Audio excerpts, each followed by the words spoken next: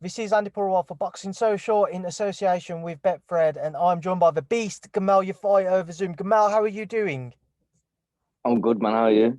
I'm good. It's good to catch up. Obviously, we haven't had a chance to speak in a while. How are things going? What's life been like? Been good. Just been training, grafting, um, being a father. What else? Eating, sleeping. That's it. Talking about training, obviously, everybody waiting to see you back out, picking up that EBU title at the end of last year. What is kind of the plan for yourself moving forwards? You know what? I don't know. I've just been training it and leaving it to, my team. Obviously, I do want to get out soon. There is talk to me fighting in May, so we're just waiting on that. So yeah, that's pretty much it at the minute. But I don't know, no 100% concrete dates yet. Has it been frustrating at all? Obviously, we've spoken extensively about the injuries you've suffered in the past and how it's kind of pushed back your career, having to recover from them. And now you've picked up the EBU title, you're back in the rankings. Has it been frustrating that you haven't been able to get back out as quickly as what you would have liked? Yeah, you know what it is? I'm just happy just to be out back fighting again and not being injured. Because obviously, when I was injured, it was always, I knew that I couldn't fight. Where now I know I can fight and I'm training. I'm not stuck at home with one arm. So like now I'm happy. I'm in a good place. I'm away from home training. I'm away from home Monday to Friday. I come home back on Friday, see my son, chill. So I'm in a good place. I'm happy. I'm loving boxing at the minute. So the most I've ever had in my career. So I'm enjoying it. About picking that one back up there. Brad Foster is a name which has been bandied about. I spoke to him yesterday. The EBU have put a circular out saying that yourself and him have been ordered. I know the British Boxing Board has ordered yourself to face him, but then you pulled out. I assume that was simply because you didn't want to go back down to the British route. Looking at it now, because it's for your European title, is it a fight you're more so interested in so you can retain your title? Yeah. Obviously, if it means I have to keep my title, then so be it. But we just see what the plan is moving forward. I'm game for everything and anyone. I don't shy away from that. I expect him to say the same. I don't expect him to sit there and go, oh yeah, I don't want to fight come out.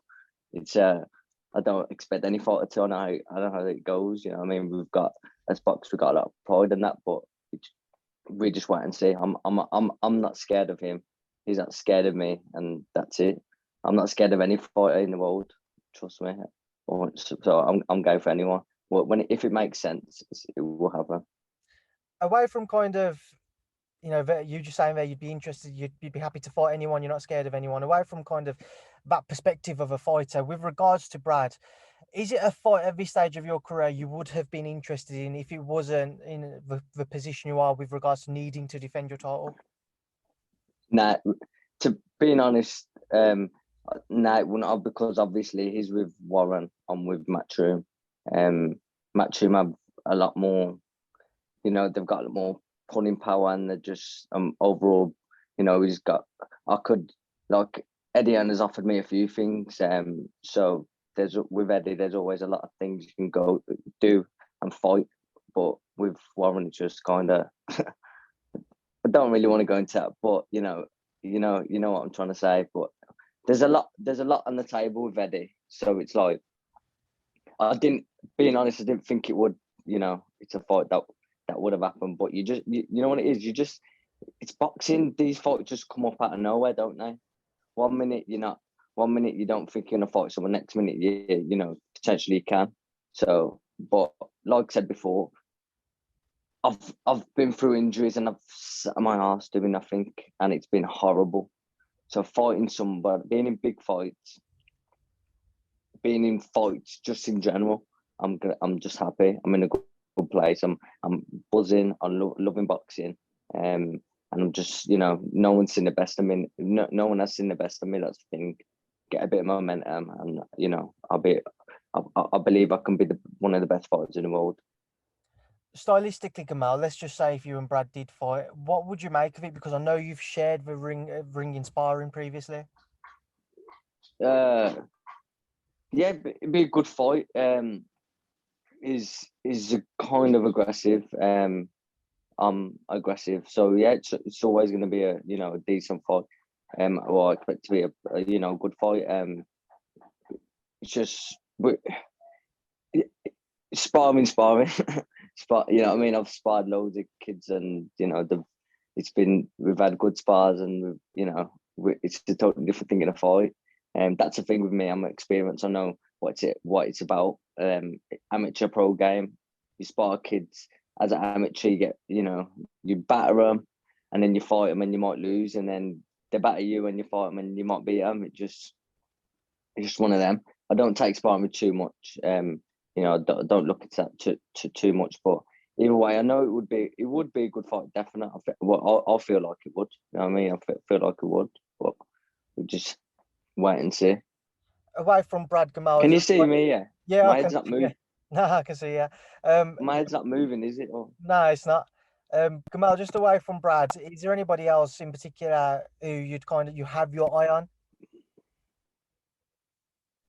Now I watch some of the world champions at my weight when they do fight, because I always think like you say, Eddie has got a lot of power. 1 minute he can just say, "Listen, I got your shot," and a lot of the world champions are one of them has got most of the bouts with Matchroom, so I do always think like that could potentially with that what's his name, Akhmadaliev or something. Akhmadaliev. The world champion. He fought that's it. I do watch him because obviously it's a fight that could potentially happen within the so within next year. So yeah, I do look at him. Look at some of the others as well. But of course you look at them, don't you? Because like you say, they're in my way, and I'm with Matchroom, and they're with Matchroom. So there's a lot more chance of that happening. And I know if Eddie offered me any of them, I'd fight. Away from yourself, just quickly a word on your brothers. How are Cal and Galal? Yeah, good. Galal's gone to Ireland. He went to Ireland on Wednesday. He's there till this Wednesday for a week with Team GB. Then he's going to Serbia, I think, end of the month, for a tournament. Cal's in training. Lost a lot of weight, looking good. Going to be fighting in June time. So yeah, we're all training hard, grafting. We're all looking good in that and raring to go. Final thing, Gamal, because I know you have a good relationship with him. A lot of talk as to whether or not we will see Anthony Joshua, Tyson Fury this year in an undisputed bout. Gamal, from your kind of views and from any conversations you may have had with AJ, do you believe we do see it this year? Yeah, I do. Yeah, I think you see it definitely this year. Yeah, I think maybe look. Yeah, I do definitely.